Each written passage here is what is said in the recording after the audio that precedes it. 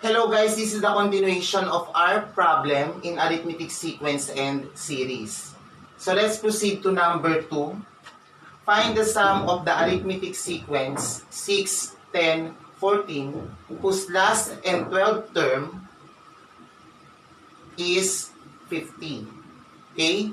So, ang ating number 2 ay galing sa letter A ng number 1. So, ang ating first term ay 6 at ang ika-12 term natin ay 50. So, ibig sabihin, pag hinanap natin ang sum, ay tayo ay nagre-refer sa arithmetic series. Okay, burahin na natin ito. Okay?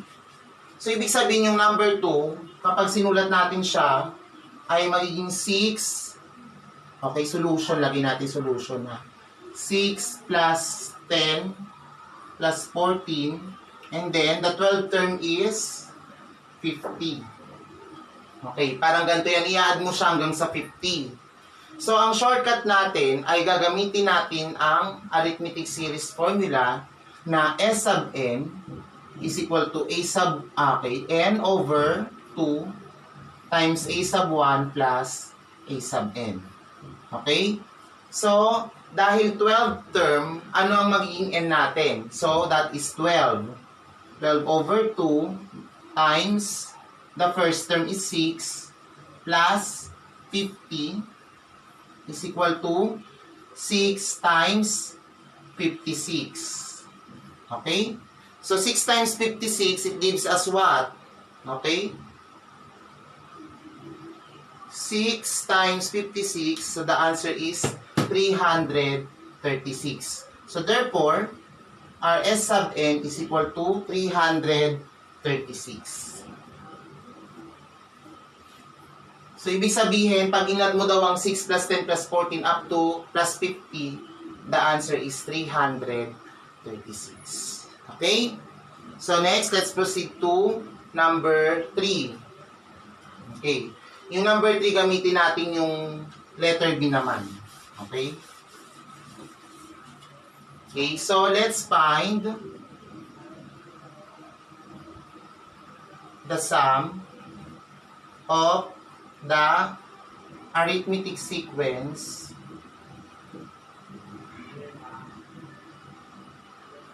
whose A sub 1 or the first term is 24. Okay? D is equal to negative 10. And we are looking for, let's say, the first 12 terms ulit. Okay.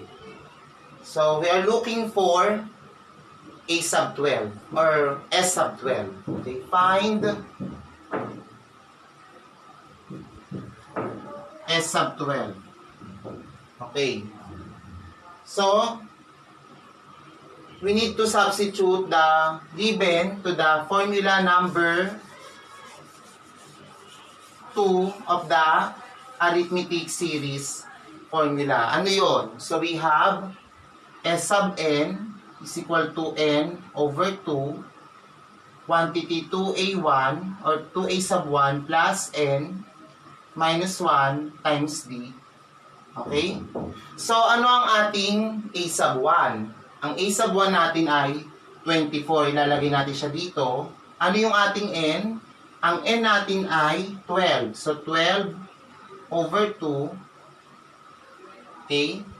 So, 2 times 24 plus 12 minus 1 times the common difference is negative 10. Okay? Kinakasya. Ayan. Negative 10. Okay? So, nagsasubstitute pa lang tayo dito. So, we have 6. 2 times 24 is 48. Plus, 12 minus 1 is 11 times negative 10. Okay? So, we have 6, 48 minus 110. Okay?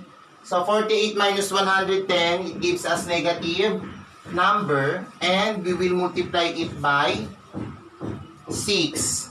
So we have 110 minus 48. It gives us negative 62. 6 times negative 62. Ano magiging sagot natin? So we have negative 372. So this is our S sub 12.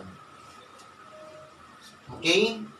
So therefore, if the given is A sub 1 or the first term, the second difference, and the number of terms, we need to use the formula number 2. Thank you and God bless you.